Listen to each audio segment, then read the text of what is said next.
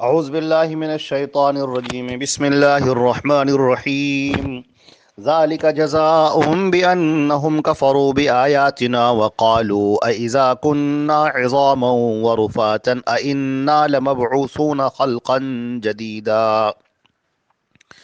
یہ سورہ بنی اسرائیل کی آیت نمبر 98 ہے، 98، اور اس کا ترجمہ یہ ہے اور یہی ان کی جزا ہے کیونکہ بے شک انہوں نے ہماری آیات کا انکار کیا اور کہا کیا جب ہم ہڈیاں اور ریزہ ریزہ ہو گئے تو کیا واقعی ہم ضرور نئے سرے سے پیدا کر کے اٹھائے جانے والے ہیں۔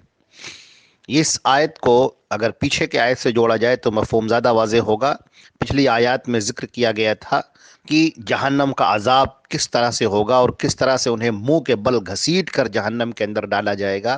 جو مجرمین ہوں گے، جو اللہ کا انکار کرنے والے ہوں گے، جو اللہ کی آیات کا مذاق اڑانے والے ہوں گے، ان لوگوں کو، ان کافروں کو اور مشرکوں کو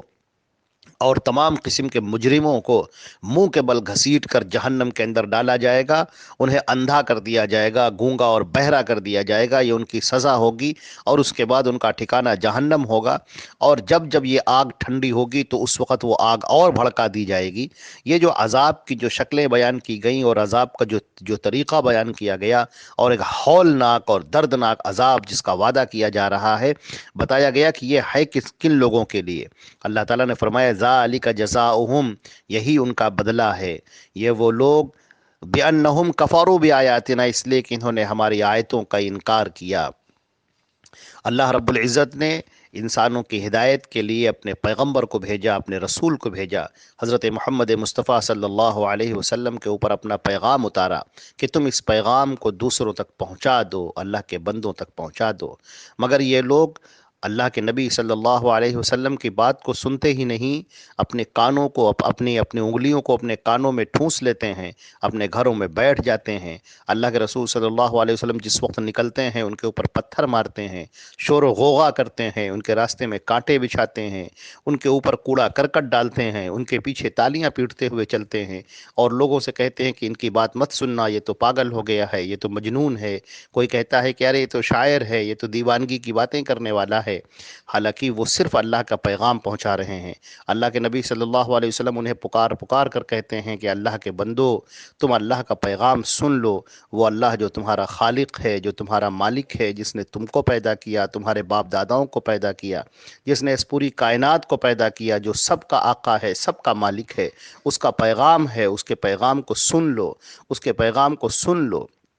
مگر لوگ اس پیغام کو سننے کے لیے تیار نہیں، بلکہ آپ کو اذیتیں دے رہے ہیں۔ اللہ کے نبی فرماتے ہیں کہ میں تم سے کوئی بدلہ نہیں چاہتا، میں تم سے کوئی دولت نہیں چاہتا، میں تم سے حکومت نہیں چاہتا، میں تم سے بادشاہت نہیں چاہتا، میں مال و دولت نہیں چاہتا، مجھے کچھ نہیں چاہیے، تم صرف اللہ کے پیغام کو سن لو۔ اللہ نے میرے اوپر پیغام اتارا ہے اور تم اس پیغام کو صرف سن لو۔ مگر وہ لوگ اس پیغام کو سننے کے لیے تیار نہیں، بلکہ وہ اذیتیں دے رہے ہیں، بار بار اذیتیں دے رہے ہیں، نبی برحق کو اذیتیں دے رہے ہیں، جو لوگ آپ پر ایمان لائے ہیں ان کو تکلیفیں دے رہے ہیں۔ اللہ رب العزت فرماتے ہیں کہ چھوڑ دو ان کو آنے دو ہمارے پاس، پھر اس کے بعد ہم انہیں سزا دیں گے۔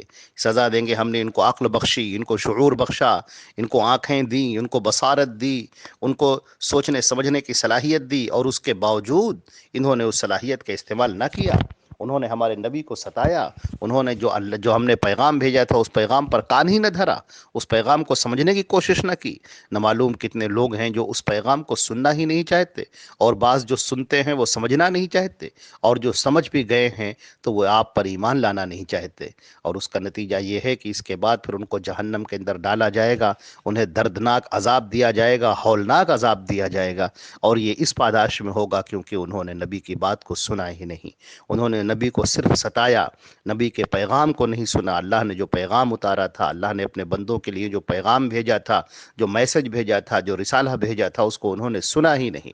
وقالو، اور وہ یہ کہنے لگے، یہ کہتے ہیں کہ جب ہم ہڈیاں بن جائیں گے اور چورا چورا ہو جائیں گے تو کیا ہمیں دوبارہ زندہ کیا جائے گا؟ ان کو اس بات پر حیرت ہے، اس بات پر ان کو تعجب ہے کہ جب یہ مر جائیں گے اور جب مٹی میں رل مل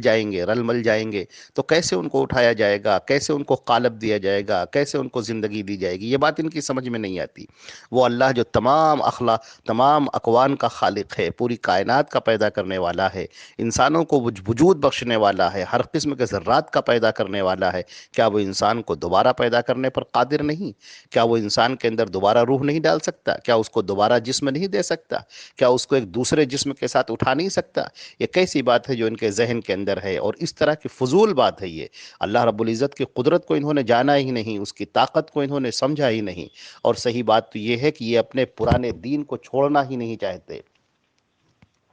جس مذہب پر یہ قائم ہیں، جس دین پر، جس دھرم پر یہ قائم ہے، اس کو چھوڑنا ہی نہیں چاہتے۔ ان کو حق اور باطل کی پہچان نہیں ہو پا رہی ہے، اس لیے کہ یہ حق کو پہچاننا ہی نہیں چاہتے ہیں۔ اگر ان کی سمجھ میں یہ آ جائے کہ ہمیں حق کا راستہ تلاش کرنا ہے، ہمیں سچائی کی تلاش کرنی ہے، ہمیں اللہ کے پیغام کو سننا ہے، تو ضرور ان کو ہدایت ملے گی، ضرور ان کا سینہ کھول دیا جائے گا اور یہ سچائی کی راہ کو پالیں گے۔ مگر انہوں نے اپنے اس عقل کا، اپنے اس شعور کا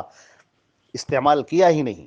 اس لیے ان کو سزا ملے گی، اور سزا ملے گی اس طور پر ملے گی کہ ان کو جہنم میں منہ کے بل گھسیٹ کر پھینکا جائے گا، اور وہاں پر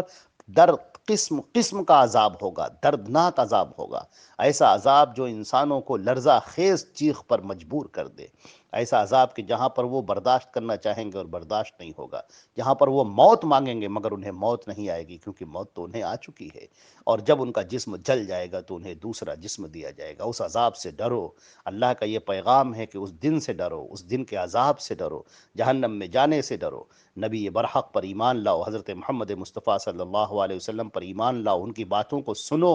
اور اس کو سمجھو اور اس پر عمل کرو، عمل پیرا ہو جاؤ، اللہ سے استغفار طلب کرو، معافی طلب کرو، مرنے سے پہلے پہلے توبہ کر لو، موت کے فرشتے کے آنے سے پہلے پہلے اللہ کی بارگاہ میں توبہ کر لو، ایمان کو ایمان لے آؤ، اور ایمان پر تمہارا خاتمہ ہو جائے تو یہ سمجھ لو کہ تم بہت بڑی کامیابی سے ہمکنار ہو گئے، بہت بڑی کامیابی تم کو مل گئی۔ ورنہ اسی اگر دنیا کی زندگی میں تم مست رہے اور اسی دنیا کو سب کچھ سمجھتے رہے تو وہ دن دور نہیں کہ جب فرشتہ تمہاری روح کو کھینچے گا، اس وقت تمہیں جو افسوس ہوگا، جو تمہیں دکھ ہوگا، اس کو بیان نہیں کیا جا سکتا ہے۔ اللہ رب العزت ہمیں اور آپ کو جہنم کے عذاب سے بچائے۔ وآخر الدعوانا الحمدللہ رب العالمین۔